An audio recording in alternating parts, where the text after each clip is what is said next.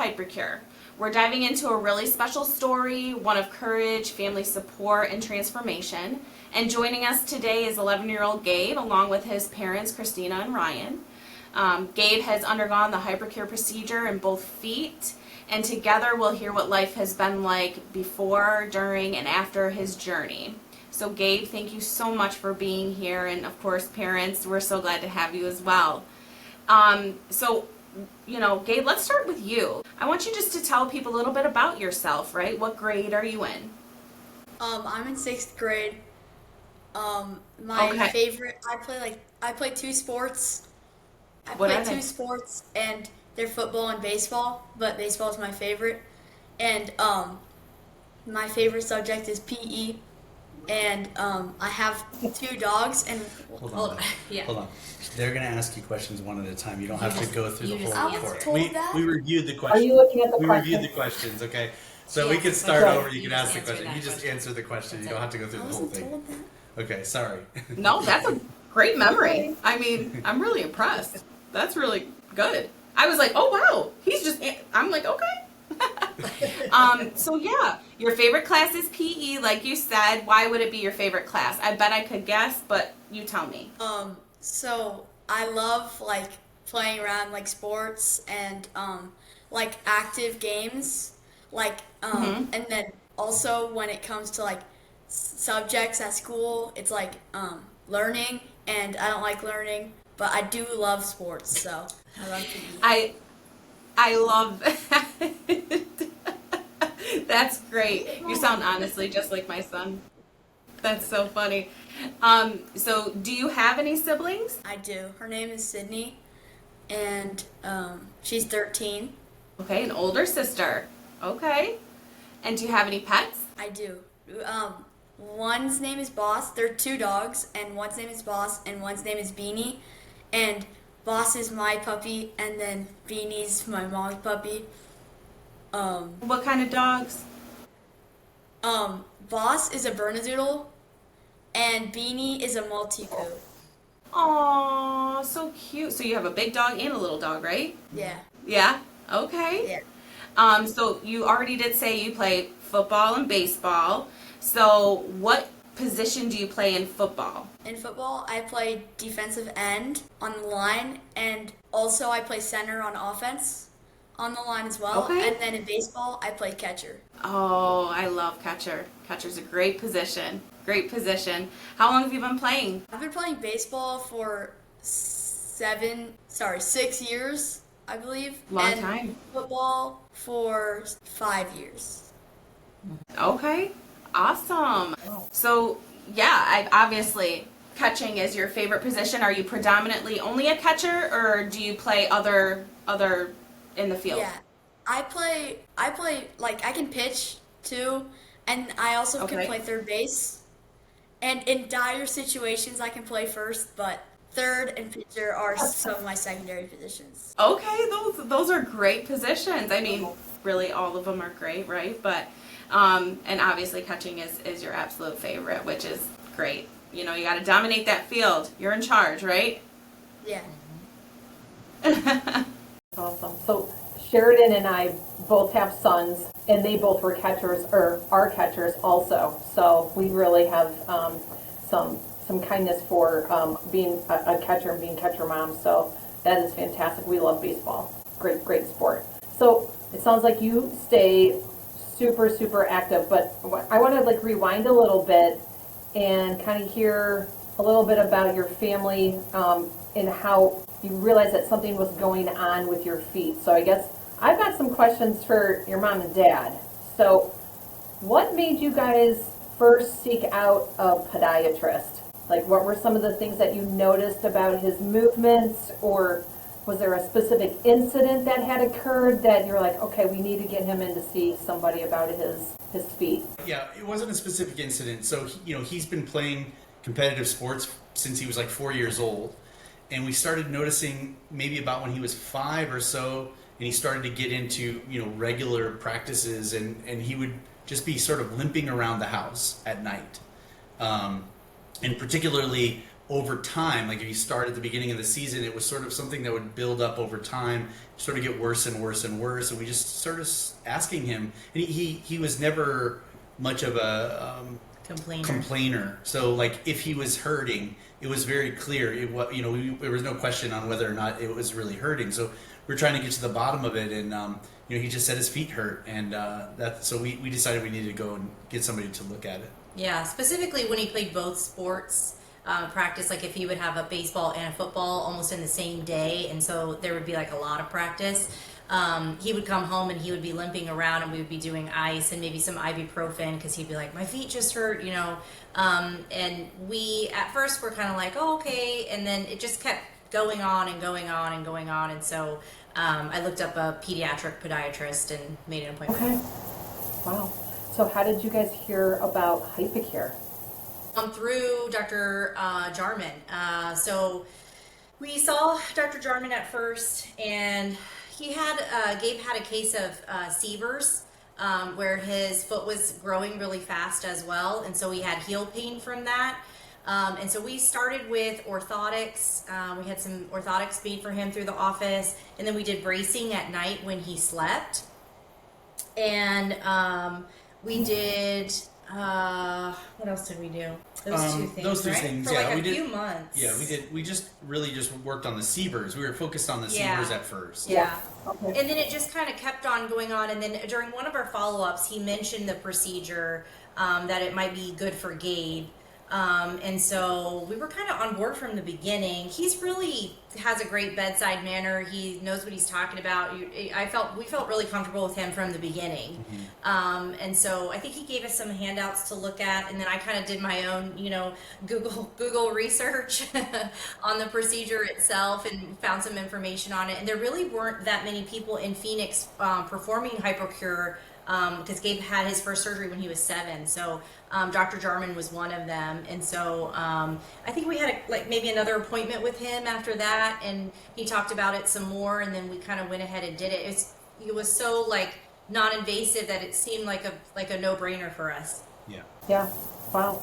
So did you guys have any concerns going from having him in orthotics into then, okay, we're going to do a procedure when he was 7?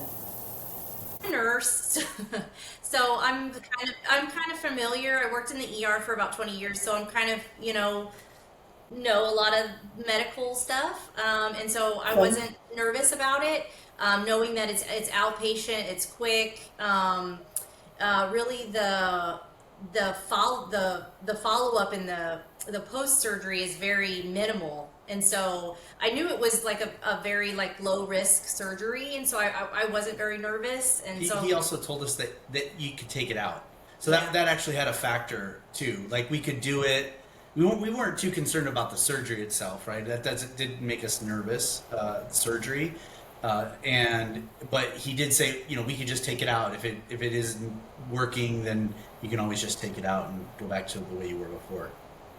Yeah. Yeah. That's cool. Yeah. Awesome. So obviously, once you found Dr. Jarman, what qualities about Dr. Jarman made you feel confident by choosing him? I just felt again, I'm from the medical world, and I felt like he was super knowledgeable about it. I mean, I felt comfortable with him from the get-go. Him being one of the only people to kind of perform that procedure in the Phoenix area, I was even more impressed with him in that way. I mean, he's a specialist with specific kids and feet, right? Doesn't get any more specialized than that. So I just felt really comfortable with him. Okay, good. And then, kind of walk us through how Dr. Jarman explained the procedure and recovery. And obviously you've said multiple times you felt pretty good about the conversation because he was able to walk you through it, and he was he's well versed in doing this procedure. He's really the only ones that can do, or not that do it on children. So kind of walk us through that process of him explaining the procedure to you. He was very clear with how it would work. He was, clear about that it would be an outpatient surgery. It wasn't anything that needed, days of recovery in hospital or anything. So that was, made us feel like it was sort of not a big deal, right? The way that he described it, it seemed like it was not a big deal. He also mentioned that he would basically be able to walk around like within days, right? Now he did walk with a boot. We did, but he was up and moving. It wasn't weeks or months that we would have him down. And full disclosure, at the time, we were so involved in football and baseball that we were like trying to schedule this thing around his football schedule ending and his baseball season, and trying to squeeze in the 2 surgeries so that he wouldn't miss any time. Probably more so than we needed to be as parents looking back on it. We just were trying to get this all to work out. And it did take a little longer than we expected, just based on the communication that we had with him. I think that we sort of underestimated the recovery that it would take to get him back to like Full running activity. shape. He was walking, he was functional, he was going to school. I don't even think he missed a day of school. He didn't miss school. And everything was fine. He went and played in the playground. He had his boot. Everything was fine. But when it came to getting him back into being a catcher and being behind the plate, that position was uncomfortable for him for probably like 6 weeks. I would say 12 weeks total. It's not back to like, it took about 12 weeks to get him back to like, full speed. And but he did start playing probably around 8 weeks. Yeah. And that's with both surgeries? Well, it was after the second one. Okay. Because we did them back to back. Yeah. Yeah, okay. Gabe, so we want to hear a little bit more from you now. And we want to hear about the lead up to the surgeries. Were you feeling like excited, nervous, a little bit of both? How'd you feel? I was very excited. I was definitely confident because right? My mom is in like the field of like doctors and nursing, so I trust them, and and I was very sure that it would help and that it would like maybe make my feet not like hurt anymore after practices, and I really wanted that because that limited like all the stuff I could do in one day, and now I can do many things in a day and get like very more productive when I like work out and stuff. Tell them what you did this morning. I for the past 3 days have been running like 40-yard dashes just out in the green belt, and today I did like dumbbells and I did curls, and then I did run, and then I ran, and then I did some squats, and my feet don't hurt at all. So. And then you went to practice yesterday, football practice, and the day before. I Today, did. After we're done here, you'll go We're where? gonna go to the baseball practice, and then after that, my feet will still not hurt. I'm confident about that, and probably gonna go hit about 4 buckets after that too. So. All right. So Okay. and my feet will still not hurt, which I'm super glad about. That's awesome. Well, yeah, Yeah, absolutely. we used to hit 3 buckets today, so 4 you, that is fantastic. That is really, really awesome. I'm really proud of you for doing that. Putting So- in the work. Did anything like kind of surprise you about like when you were doing like the recovery? Like, did you do anything that made it like easier or harder than what you were expecting? Not necessarily harder. I know my dad got me a scooter to go around in, which did 2 things for me. It helped me get around fast, and 2, it was very fun, and it was like easy to get around. And it was pretty fun because I got like good treatment at school, which was fun too. Oh yeah. How long did you use it for at school? I think not very long. I think we got it because of school, but Okay. I only had it for like 2 weeks, I think, because I had my boot at school for like the 100th day of school, and Yes, I remember that. then like just a bit after that, it was gone, so I could run around and things like that. Okay. So you had this surgery right before spring baseball season, right? I don't okay. remember Like in the when. winter. We got leading it. into We got the first one done in the middle of December after his football season ended, and then 6 Okay. weeks later, in the middle of January, or like towards the end of January, we got the second one, and then baseball season is late February, early March. Okay, good. So do you remember, or what did you do to get really ready for baseball season to start? So but just before or just right after we did the surgery and I got out, like, and it was able to move around. I did some physical therapy that was recommended by Dr. Jarman, I believe. And Okay. Actually, he doesn't necessarily recommend it because you don't really have to have physical therapy afterwards.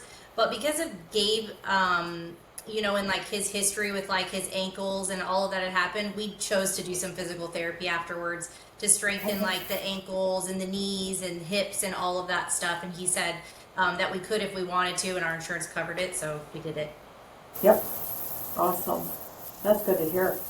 Awesome. Yeah. Gabe had some superstar status at the physical therapy place. I bet. They I loved it. bet. That's great. That's good. So now that you've had some time since the procedure, let's talk about a little bit of the differences that you maybe have noticed. So do you notice any huge differences or maybe small differences in your day-to-day life since having HyProCure? yes, I noticed, like, kind of like I said earlier, when I work out, I'll do the stuff I did this morning, like 40s. I was running 40-yard dashes. I could do that and then go play with my dog and have no hurt or like soreness on my feet. And Okay. I mean, I still have like soreness on my feet, but it doesn't hurt anymore, which is great. Yeah. It's just like you've walked Yeah. you've walked all day, Yeah. right? I Like, used to and walk then like you're a like, penguin oh, after practice. Yeah, I remember Ooh. I took him to Ohio once, and he must have been like 4 or 5 years old. And my dad is a huge walker, and so we went to this park, and he was trying to get us to walk this like 2 miles, and Gabe was like kind of like complaining and like, oh, my feet hurt. And I remember my dad, what's wrong with this kid? They were like, we haven't even walked that far. And I'm like, well, so and this was before I knew like he had a flexible flat foot or any of that stuff. And so it was like a year later when he had the surgery, and it's all kind of like coming back to me that this was sort of like always an issue. He always sort of had that issue. And it wasn't until he started playing sports at a more competitive level that he would come home and he'd be like, oh, I can't even walk on my feet. And we would have to put him up and ice him and do this whole thing. And yeah. They're 6. Yeah, You know, yeah. we're like, something's not right. right. Yeah. Right. Same- Right. At the same time that I couldn't do that, like walking with my grandpa and do that walking and on like the trails and stuff that we went to. Now that I have it, I can like run those and I can still be fine after, which is really good. That's a change that I noticed. That's a huge change. Do you think you're faster now than you were before? I definitely am faster. My stamina is definitely way better as well. I was about 7 before. 7 to 11 is like a Right. big You're difference in growing. height and like speed and legs. Like my legs got longer and all those. But I mean, also I trained a lot, so I was doing that too. And Yeah. but it definitely was a key part in that too. Okay. Okay. Do you feel like more confident? Obviously, you're happy, right? You're pain free. Well, right. You're as far as pain is considered before what you were. Do you feel more confident? Like when you're out there because you're not going to be coming into pain. Yeah. Yeah. When I am like practicing or if I play games, like I'm not thinking, I'm not thinking, what did I do earlier today? Is that going to make my feet hurt? Because like sometimes when I was going to football practice, I would do some other stuff in the day that was really not like that tiring, and I would be worried for football practice about that too. Like, is it gonna hurt my feet even more because my feet already kind of hurt? So Right, because you're about to go have fun at football with your friends, and you have to be worried about if your feet are if you can keep up with everybody, right? yeah, Like that's not fun. Yeah.